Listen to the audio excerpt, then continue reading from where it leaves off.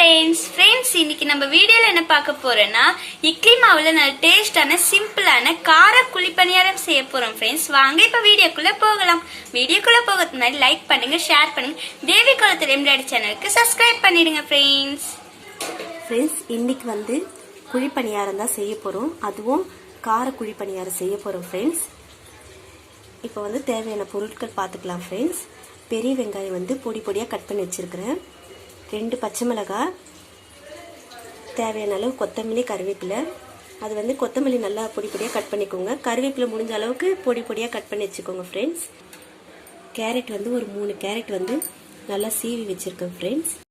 இப்போ மாவு நான் எடுத்திருக்கேன் ஃப்ரெண்ட்ஸ். அது எப்படின்னா புளிப்பு இல்லாத மாவு நான் உப்பு கலந்து வச்சுட்டேன். இப்போ நம்ம இட்லி மாவுக்கு எப்படி மாவு கலந்து வச்சுக்கிறோம் அந்த மாதிரி இருக்கணும் ஃப்ரெண்ட்ஸ். இது அப்படியே இருக்கட்டும். இப்போ கேஸ் பற்ற வச்சுட்டு நம்ம ஒரு கடாய் வச்சுக்கலாம்.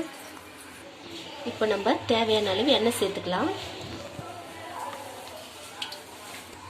இப்போ கடுகு உளுந்த பருப்பு நம்ம சேர்த்துக்கலாம்.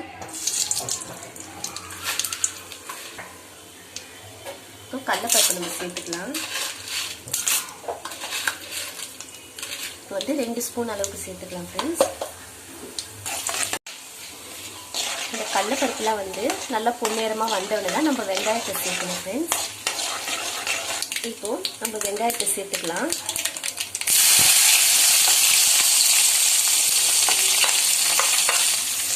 இது கூடயே நம்ம பச்சை மிளகாவை நம்ம சேர்த்துக்கலாம்.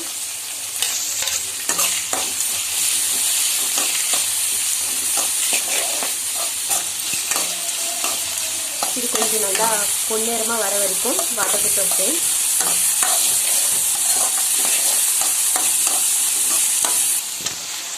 ரொம்பவும் வதங்கக்கூடாது, ஒரு கண்ணாடி பதத்தில் இருக்கணும் ஃப்ரெண்ட்ஸ். இப்போ நம்ம இந்த கேரட் சீவி வச்சுருக்கோம்ல, இதை நம்ம சேர்த்துக்கலாம். நல்லா கலந்துக்கலாம்.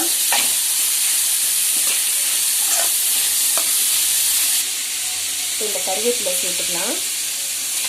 இந்த கொத்தமல்லியும் சேர்த்துக்கலாம்.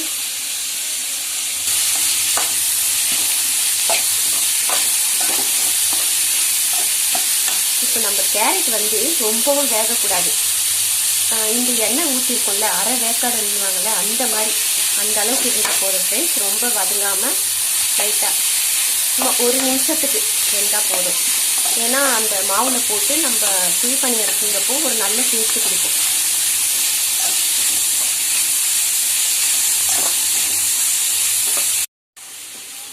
பாருங்கள் ஃப்ரெண்ட்ஸ், ரொம்ப வதங்கலை, சும்மா 1 நிமிஷம் அளவுக்கு தான் நான் அப்படியே வதங்கி வச்சுருக்கேன். இப்போ நம்ம மாவு கூட கலந்துக்கலாம்.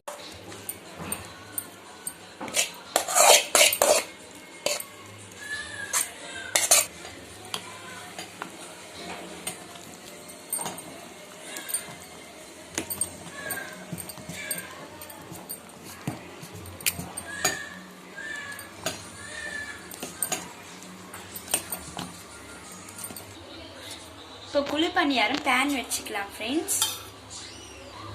இப்போ சூடாகணுன்னு நம்ம எண்ணெய் சேர்த்துக்கலாம் ஃப்ரெண்ட்ஸ். எண்ணெய் இருந்தால் சேர்த்துக்கோங்க, இல்லை நெய் இருந்தால் கூட நீங்கள் சேர்த்துக்கலாம். இப்போ இந்த மாதிரி சின்ன கரண்டியாக எடுத்துக்கோங்க ஃப்ரெண்ட்ஸ். அப்போ தான் அதில் குழியில் ஊற்றுறதுக்கு கரெக்டாக இருக்கும்.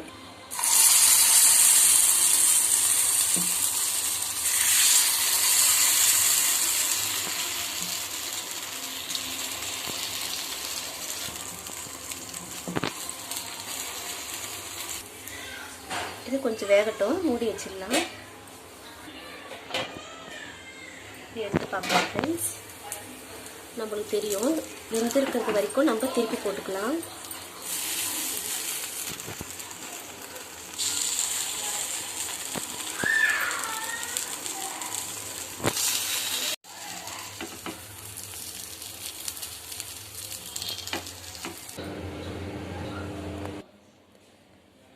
பாருங்கள் ஃப்ரெண்ட்ஸ், கார குழிப்பணியாரம் ரெடி ஆயிடுச்சு ஃப்ரெண்ட்ஸ்.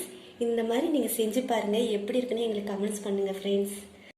இந்த வீடியோ உங்களுக்கு பிடிச்சிருந்தா லைக் பண்ணுங்க, ஷேர் பண்ணுங்க, தேவி குளத்தூர் எம்ப்ராய்டரி சேனலுக்கு சப்ஸ்கிரைப் பண்ணிடுங்க ஃப்ரெண்ட்ஸ். பாய்.